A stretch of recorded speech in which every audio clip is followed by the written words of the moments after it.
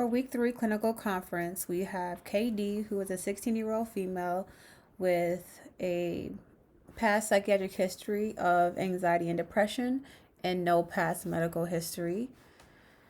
She was consulted to our service for a suicide attempt on 9/9/21 by intentional overdose. She attempted suicide by ingesting her prescribed psychiatric medications. The exact amount that she took is not known. However, her mother estimates that she ingested 50 hydralazine, 25 milligrams each, 20 propranolol, 60 milligrams each, and 2 handfuls of lithium, 150 milligrams each. She reports throwing up right after she ingested the medications. Kristen denies any precipitating events that caused her to attempt suicide. She says that when she attempted suicide, she was home alone and her thoughts were racing about wanting to end her life. She reports that she never really researched any ways to commit suicide, but she just knew that taking her prescribed psychiatric medications was a means to commit suicide.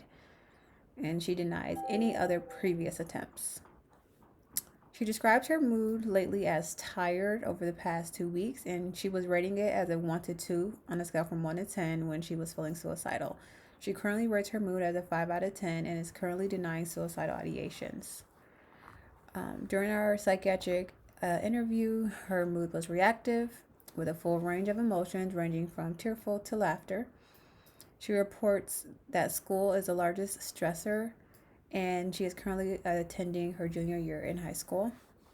She endorses symptoms of anxiety, such as feelings of restlessness, being easily fatigued, irritable, especially toward her mother, and muscle tension in her back and neck.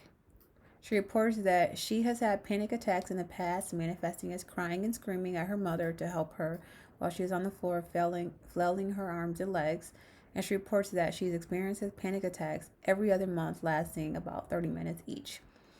She also endorses symptoms of depression, including irritability, decreased interest in pleasurable activities, feelings of worthlessness, and she quoted, "I don't like anything about myself." She also reports energy loss, poor concentration, and increased as well as decreased appetite. She reports binge eating at night and not eating anything during the day. She reports a history of self-injurious behaviors of cutting and burning herself on her thighs, and she reports that she has not cut or burned herself in the past 2 months. She says that she usually sleeps about 8 to 9 hours per night, but does not feel rested when she wakes up. And also, she reports that performing ADLs and getting out of bed in the morning is difficult. Psychiatric review of symptoms was conducted, and she denied any auditory or visual hallucinations and symptoms of delusional thinking, paranoia or mania. She reports a baseline of feeling pressure in her chest on a daily basis, and she is currently taking propranolol 60 milligrams per day. She's been taking that for the past 6 months. However, she has not noticed any relief while taking the medication. She denies any other additional physical symptoms, and she has had a failed medication trial of Prozac where she had increased suicidal ideations. She is currently under the care of a psychiatrist. However, she does not have a therapist and is looking for one.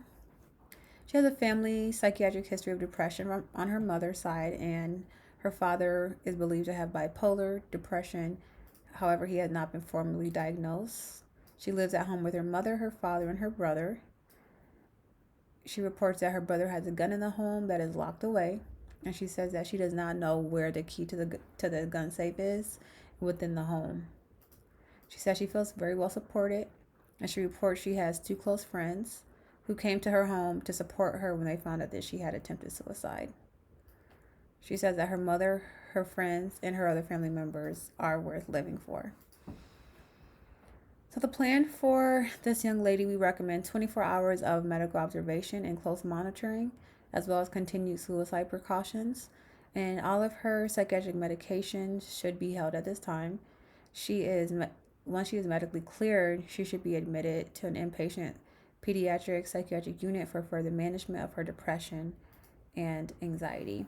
And she was actually placed in a bed shortly after our assessment. It was within hours after we did an initial psychiatric evaluation. So it was very fortunate that she was able to find placement so quickly after coming into the ER for her attempts. Okay, thank you. Let me know if you have any questions.